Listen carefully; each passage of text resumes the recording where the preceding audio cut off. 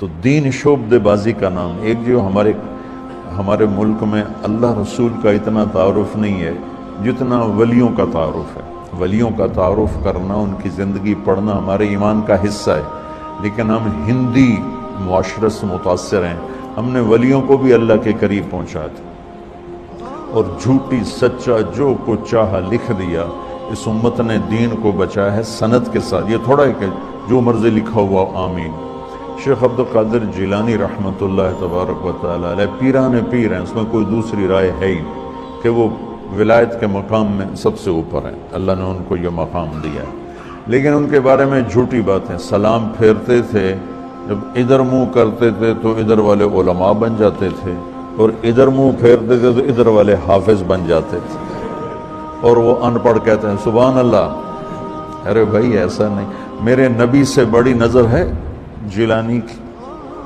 قطب سبحانی، پیران پیر، جتنے ٹائٹل دو تھوڑے ہیں، لیکن میرے نبی کے سامنے تو وہ ایک تنکے کی حیثیت نہیں رکھتے ہیں. ساری ولایت تو بہت چھوٹی چیز ہے. سارے انبیاء اکٹھے ہو جائیں تو میرے نبی کے سامنے کیا ہے؟ کچھ بھی نہیں. تو میرے نبی سلام پھیرتے تو عالم بنا دیتے، ادھر سلام پھیرتے تو حافظ بنا دیتے. آپ نے تو کیا نہیں تو یہ پیران پیر کیسے کر دیا؟ یہ اس قسم کے جھوٹے قصوں نے وہ دین کا حلیہ بگاڑ دیا، دین کی شکل بگاڑ دی. کیا پیرانوں تو سارے مننے ہیں؟ اللہ دے ولیاں دا کوئی انکار ہے بھلا؟ ہر پیر صاحب دا کوٹا ہے اللہ کو لوگ وچوں لے کے دے دیندا کہ پتر کون دیتا ہے؟ وہ سمجھے پیر ہی دیتا ہے. پیر جگی پتر دیویں آ جگی. یا اللہ صرف تجھ سے مدد، ایاکا سارے طرفوں سے. وَإِذَا سَأَلْتَ فَاسْأَلِ اللَّهِ وَإِذَا اسْتَعَنْتَ فَاسْتَعِنْ بِاللَّهِ ایاک، کہ یا اللہ صرف تیری بندگی اور یا اللہ صرف تجھی سے مانگنا، تیرے آگے جھولی بھر. دنیا بھی اسی سے مانگنی ہے اور آخرت بھی اسی سے مانگنی ہے. اللہ نے ہمیں دنیا پہلے سکھائی، آخرت بعد میں سکھائی. ربنا آتنا فی الدنیا حسنۃ وفی الآخرۃ حسنۃ وقنا عذاب النار. تو سارے آسمانی کتابوں کا خلاصہ یہ ایک جملہ ہے، ایاک نعبد. اور بندگی صرف نماز نہیں بلکہ پوری زندگی اللہ کی چاہت میں گم ہو جائے، ڈھل جائے، اور ہر ضرورت میں اللہ کی طرف ہاتھ اٹھے، مخلوق کی طرف ہاتھ. ایک ہوتا ہے ایک دوسرے کی مدد کے لیے، وہی اپنا ٹریکٹر دینا. یار میری ہمارے ہاں ہم نے اپنی مثال دینی، جب ایک دم زمین تیار کرنے کا وقت آتا ہے تو وہ 3 ٹریکٹر بھی کافی نہیں ہوتے، تو ہم کہتے ہیں جی ذرا اپنے ٹریکٹر بھیج دینا، ایک ہی دن میں ہماری زمین ساری تیار ہو جائے. یہ ایک دوسرے کی امداد باہمی ہے. مدد جہاں انسان بے بس ہے، صرف اللہ ہی کر سکتا ہے، ان چیزوں میں اللہ کے سامنے جھولی پھیلانا، اسی کو پکارنا، اسی کے آگے ہاتھ پھیلانا اور اسی کے آگے سر جھکانا. تو سورۃ فاتحہ کو مجھے کوئی یاد پڑتا ہے، ایک دفعہ میں کہیں پڑھا تھا کہ اللہ اپنی ذات کو اتنے خوبصورت انداز میں بیان کرتا ہے، الحمدللہ رب العالمین الرحمن الرحیم مالک یوم الدین. یہ تو غیب کے صیغے کے ساتھ بات ہو رہی، لیکن اللہ اپنی ذات کو اس قدر خوبصورت انداز میں بیان کرتا ہے کہ ان 4 لفظوں میں اللہ سامنے آ جاتا ہے تو سننے والا اللہ کو سامنے دیکھ کر کہتا ہے ایاک نعبد، تیری ہی بندگی کرتے ہیں، وایاک نستعین، تجھ سے مانگتے ہیں. کیونکہ اللہ کو دینے کے لیے کہیں سے مانگنا نہیں پڑتا. وہ میں تھا گاؤں میں، تو ایک ہمارا رشتہ دار برادری، میں نے سب سے دوستی لگا کے رکھی، سب سے ملتا ہوں. مجھے کہنے لگا طارق میاں بندہ تو بڑا چنگا ہے اور تو وابیاں نہ رل گئے. کیا وابی کون ہوندے؟ کہ جڑے پیراں نوں نہیں مندے. ہے کہ پیرانوں تو سارے مننے ہیں، اللہ دے ولیاں دا کوئی انکار ہے بھلا؟ ہاں یہ آنے ہے بھائی پیر پتر نہیں دے سکتا تو پیر دعا دے سکتا ہے، پتر تو اللہ دینا کہ یہ تو گل ہر پیر صاحب دا کوٹا ہے اللہ کو اندر لے کے دے دینا، سمجھو؟ ہر پیر صاحب کا کوٹا ہے، اس کوٹے میں سے اللہ سے لے کر دے دیتا ہے۔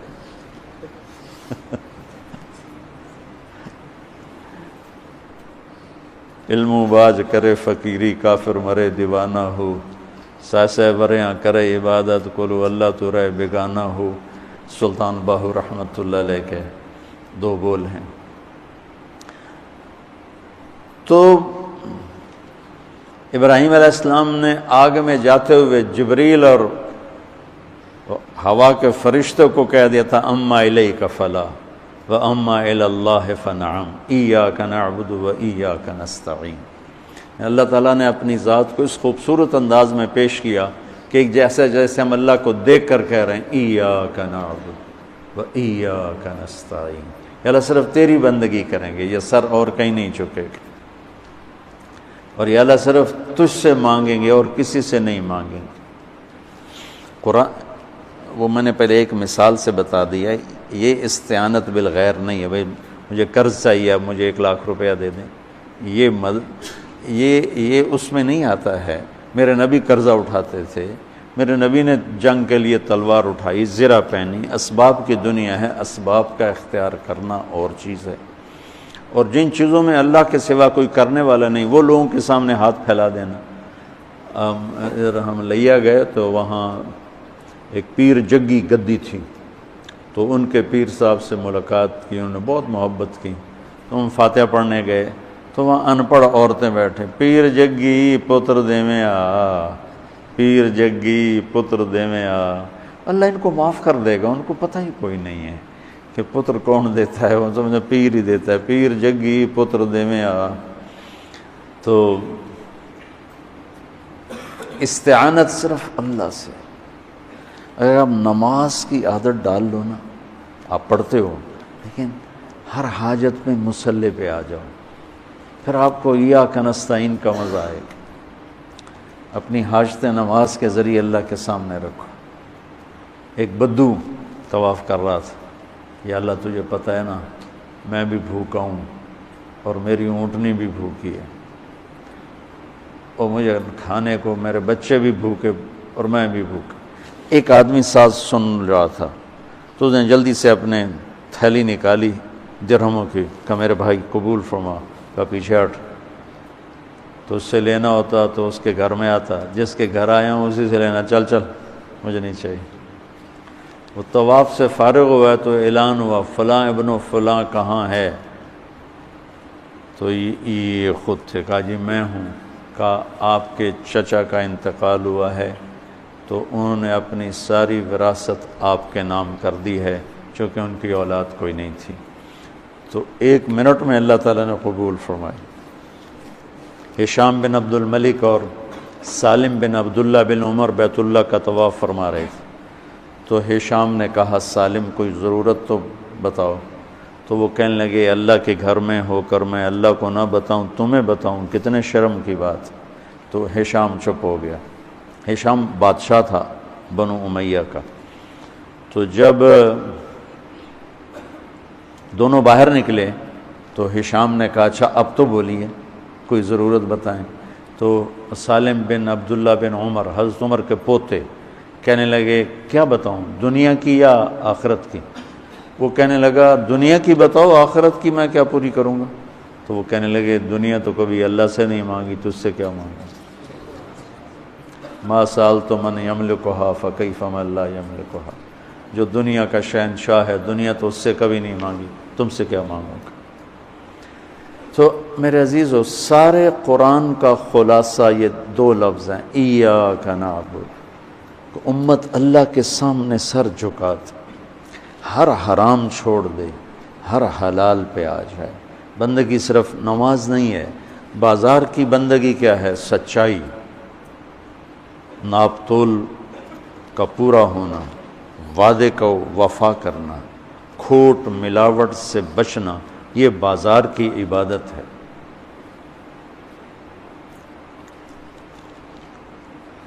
اقتدار کی عبادت کیا ہے؟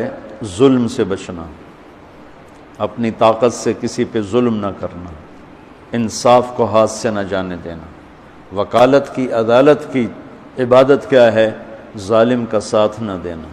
سیاست کی عدالت کی عبادت کیا ہے؟ دنیاوی مفاد نہ اٹھانا، بلکہ قومی مفاد کے لیے اپنے آپ کو پیش کرنا۔ گھر کی بندگی کیا ہے؟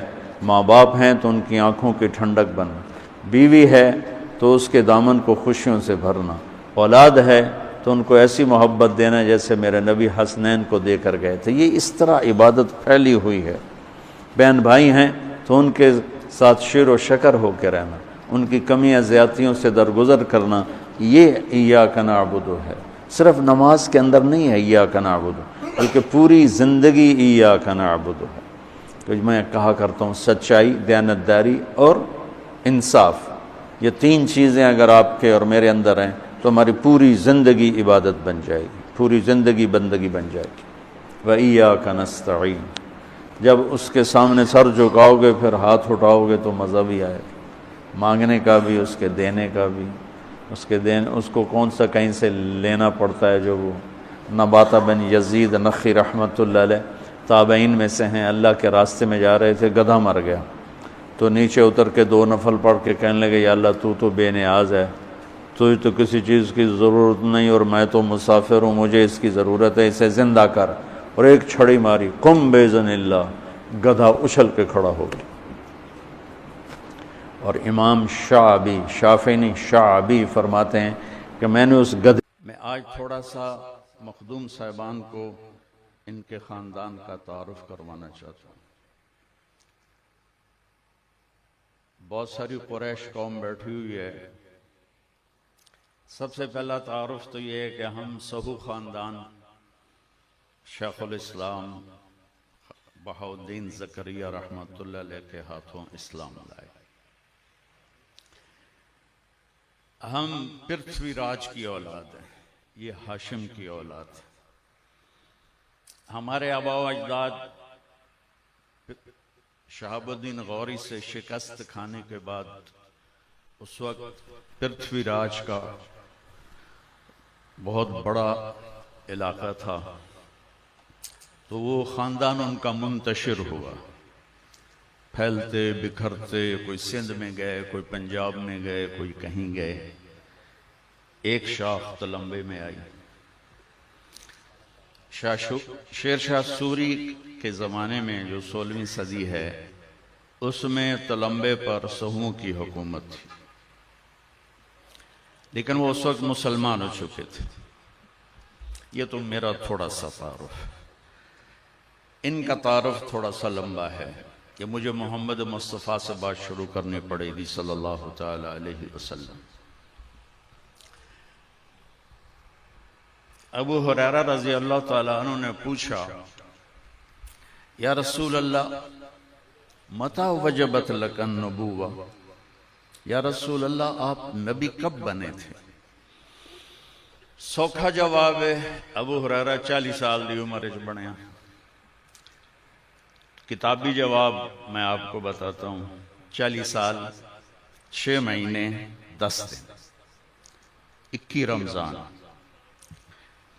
لیکن میرے نبی کا جواب سنو، ابو ہریرہ کنت نبیا وان آدم بین الروح والجسد، ابو ہریرہ ابھی آدم کا وجود نہیں تھا اور میں نبی بن چکا تھا۔ اچھا، اس کے ساتھ ایک اور حدیث سناتا ہوں۔ آپ نے فرمایا اللہ تعالیٰ نے پیدائش کائنات سے 1000 سال پہلے، پیدائش کائنات، نہ عرش نہ فرش نہ قلم نہ کرسی نہ زمین نہ آسمان نہ پانی نہ چند نہ تارے نہ جبریل نہ میکائیل نہ اسرائیل نہ اسرافیل نہ مشرق نہ مغرب نہ شمال نہ جنوب نہ پتھر نہ پہاڑ نہ ہوا نہ آگ نہ روشنی، صرف اللہ۔ 1000 سال ایک روایت، دوسری روایت 2000 سال۔ اللہ تعالیٰ نے سورہ یاسین کی تلاوت فرمائی۔ ہن پہلے ایک حدیث میں ہور دساں تاکہ تانوں پھر ادا صحیح طاقت دا پتہ لگ سی۔ آپ نے فرمایا ان لی عند اللہ 10 اسماء، میرے رب نے میرے 10 نام رکھے ہیں۔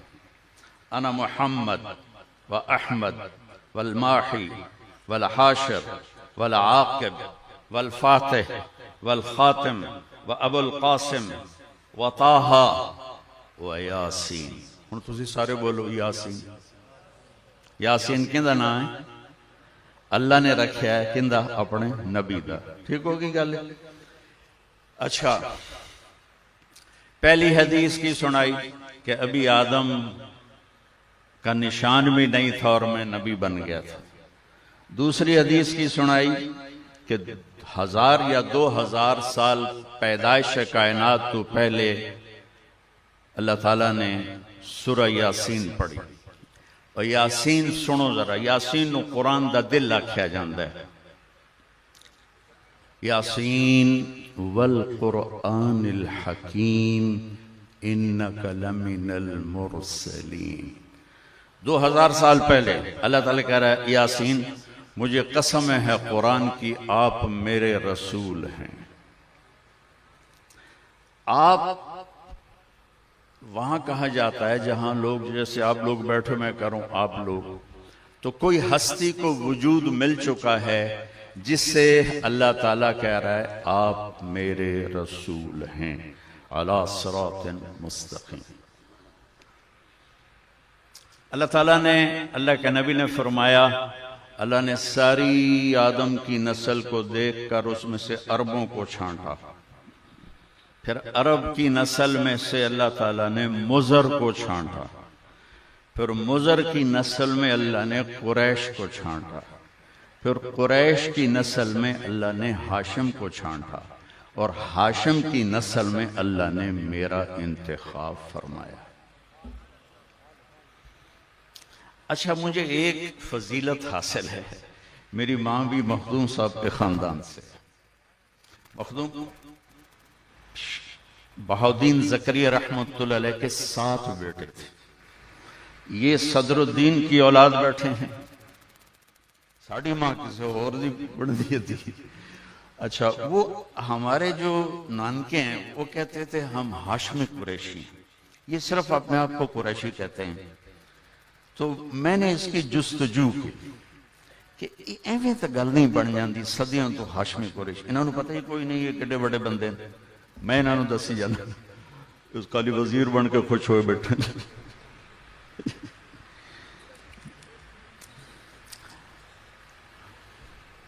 پہلے تھوڑا سا تعارف کر، شاہ رکن عالم فرماتے ہیں کہ محمد بن قاسم کے لشکر کے ساتھ ہمارا خاندان جہاد میں شرکت کے لیے سندھ آیا۔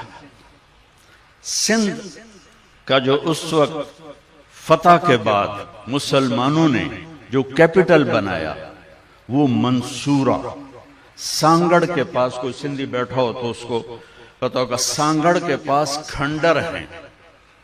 میں سپیشل گیا اتھو منصورہ ویکھن واسطے، وہاں مسجد کے آثار تھے، وہاں میں نے 2 نفل پڑھے، میرے خیال ہے شاید صدیوں بعد کسی اتھے سجدہ دیتا ہوئے گا۔ مسلمانوں نے منصورہ کو سندھ کا دارالحکومت بنایا۔ دریائے سندھ آتا تھا اور ایسے ڈیلٹا بناتا تھا۔ ڈیلٹا دا مطلب ہوتا ہے بھئی ایک شاخ ایدے گئی، ایک ایدے گئی، اگوا کے رل گئی، اجڑی وچ جگہ انہوں ڈیلٹا آندے، چھوٹی ہوئے تو وڈی ہوئے تو جزیرہ۔ یہ ڈیلٹا تھا منصورہ، اس پر مخدوم صاحب کے خاندان کو حکومت دی گئی محمد ابن قاسم کی طرف سے۔ پھر ایک فرقہ گزرا ہے کرامتا حمدان بن اشعث کرمت نے چھوٹی ٹانگ والا ڈنگی ٹانگ والا، اس نے نماز معاف کر دی، شراب حلال کر دی، زنا حلال کر دیا، تو صرف نام کے مسلمان تھے، ویسے وہ نان مسلم تھے۔ انہوں نے منصورہ پہ قبضہ کیا اور ان کو نکالا، تو خواجہ بہاؤالدین زکریا رحمت اللہ علیہ کے جو آبا تھے وہ خارزم ہجرت کر گئے۔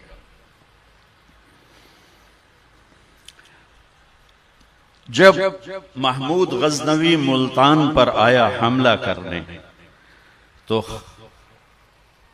وجیہ الدین والد، کمال الدین دادا، جلال الدین پردادا،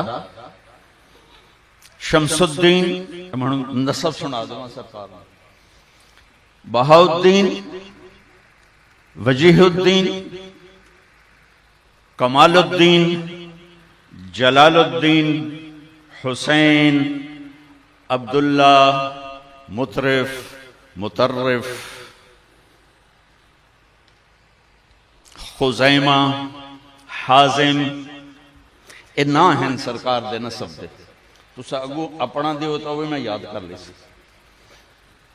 حازم، تاج الدین، عبد الرحیم، عبد الرحمن، حبار رضی اللہ عنہ صحابی آگئے، بن اسود، سعید بن حاشم، مخدوم سے تو حاشمی تو حالب قریشی یا کی رکھ دے صرف، میں نے ایک گریڈ آپ کو اپ دے دیا ہے، کیونکہ میری زندگی تو پڑھنے پڑھانے میں گزری ہے، تو مجھے اس کی جستجو تھی کہ میری ماں بیٹا سی جڑا ہے نا اسی ہیں حاشمی قریشی، میں کہا اماں جڑی تاریخ دوئی ہے نا او دے جو ہور دوسرا نسب بھی بتاتا ہوں، حبار بن اسود بن مطلب بن اسد بن عبد العزہ بن قصی، وہاں بھی جا کے اللہ کے نبی سے مل جاتا ہے، لیکن یہ جو میں نے بتایا ہے نسب نامہ ہاشم کا، یہ خواجہ محمد حسن بخش قریشی جو حضرت عالی مقام کے 28ویں خلیفہ تھے، 28ویں خلیفہ۔ دیکھو سانو اسلام ملیا اس گھروں، ساڑھے میراسی آمدن، میاں لبک دی خیر، میاں عنایت علی، میاں گانا، میاں جانا، ساڑھی نسل پیڑی پڑھ دین دین، اسی 1000 2000 دے دینے ہیں، انہاں سانو اسلام دیتا ہے، اسی ساری پیڑی نہ تو سناتی ہے۔ حبار بن اسود بن حاشم، حاشم پہ آکے کٹھے ہو گئے، یہ بنو حاشم ہے، ہم میرے نبی کی اولاد کا اس سے اعلیٰ مقام ہے جو سادات ہیں، لیکن یہ اس سے کوئی کم نہیں ہے۔ میں ان سارے قریشی صاحبان کو یاد دلانا چاہتا ہوں کہ آپ لوگ کتنے عظیم خاندان سے ہیں۔ تھوڑا سا میں سیرت بتاؤں گا ان کے جد اعلیٰ کی۔ خوارزم سے جب محمود غزنوی ملتان آیا تو حضرت کے پردادا جلال الدین ساتھ آئے، ان کو لے کر آئے۔ جب انہیں ملتان فتح کیا تو جلال الدین رحمت اللہ علیہ کو کروڑ لال عیسن کا قاضی مقرر کیا۔ صحیح میں ٹھیک ہے؟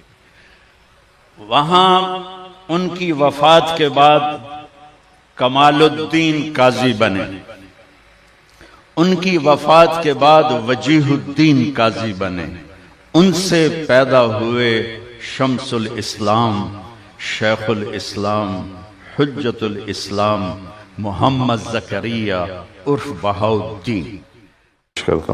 تعس عبد الدینار وعبد الدرہم وعبد القطیفہ، تعس وانتکس وإذا شیک فلن تقش، ان اعطی رضی وإن لم يعطى سخطا۔ آپ نے فرمایا دینار کا چاہنے والا، دینار کا غلام چاہت تو سب کی ہے، سونے کا غلام ہلاک ہو جائے، چاندی کا غلام ہلاک ہو جائے۔ اللہ نے کائناتی معیشت کو، اکانومی کو سونے چاندی کے گرد گھمایا ہے، یہ اللہ کی اپنی قدرت ہے۔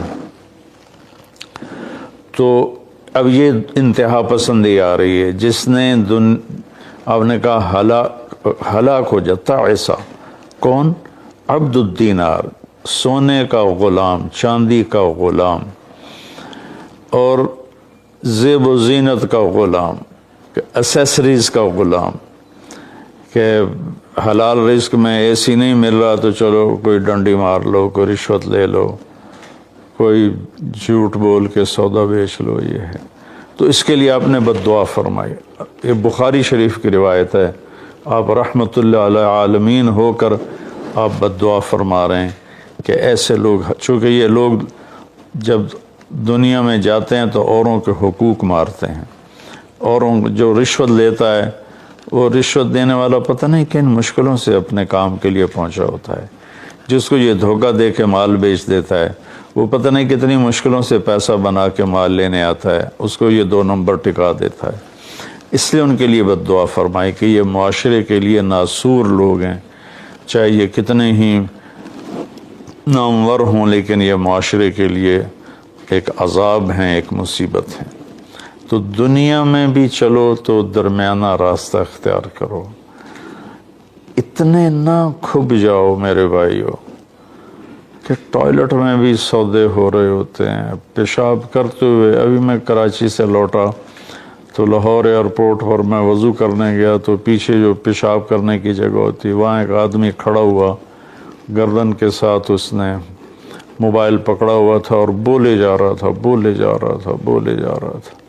یہ بھی کوئی زندگی نہیں ہے، کھانا بھی کھا رہے ہیں اور سودا بھی بیچ رہے ہیں اور پیمنٹ بھی لے رہے ہیں اور سودا کر بھی رہے ہیں اور ساتھ کھانا بھی کھا رہے ہیں۔ تو یہ تو کھانا زہر بن جاتا ہے۔ دماغ کی طرف سے آرڈر جاتا ہے کہ کھانا آ گیا ہے، تیار ہو جاؤ، معدے کو آرڈر ملتا ہے، ساتھ ہی فون کی گھنٹی بجتی ہے، فون اٹھاتا ہے تو آرڈر فون کی طرف چلا جاتا ہے، معدے کو آرڈر نہیں جاتا، غذا زہر بن جاتی ہے۔ تو ایسی دنیا کما کے کیا کرنا جس میں آپ کی صحت ہی برباد ہو جائے اور آپ اتنے مصروف ہو جائیں کہ گھر میں آ کر بھی کوئی بچوں سے دلچسپی نہیں، بس اپنے موبائل پر یا سودے کر رہے ہیں یا موبائل پہ کوئی گیمیں کھیل رہے ہیں یا کوئی مووی دیکھ رہے ہیں یا کوئی ڈرامہ دیکھ رہے ہیں۔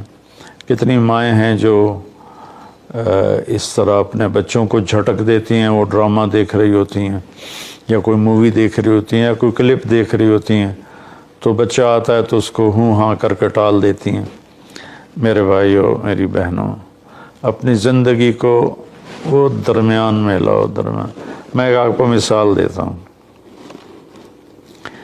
گاڑی کے چاروں ٹائر میں ہوا بیلنس ہو تو گاڑی صحیح چلتی ہے، چاہے ایف ایکس کیوں نہ ہو، اور اگر ہوا اوپر نیچے ہے، بیلنس نہیں ہے، تو مرسڈیز بھی ہوگی تو وہ چلنے میں آپ کو تکلیف دے گی۔ ایک گاڑی ہے، انسان بھی، اس کو بھی بیلنس آف لائف چاہیے۔ یہ گھر میں آؤ تو گھر کے ہو جاؤ، فون آف کر دو اور اپنے بچوں سے بات کرو، بیوی سے بات کرو، ان کے ساتھ بیٹھو، ان سے گپ شپ کرو اور گھر کی باتیں کرو، گھر کے مسائل ذکر کرو، باہر کے مسائل کو گیٹ پہ چھوڑ کے آ جایا کرو۔ تو یہ تو دنیا ہے نا، اللہ نے اس میں ناپسند کیا ہے کہ ہم اپنے آپ کو زیادہ کھو پائیں، لیکن دین میں بھی اللہ نے ناپسند کیا ہے کہ ہم اس میں زیادہ لگ جائیں۔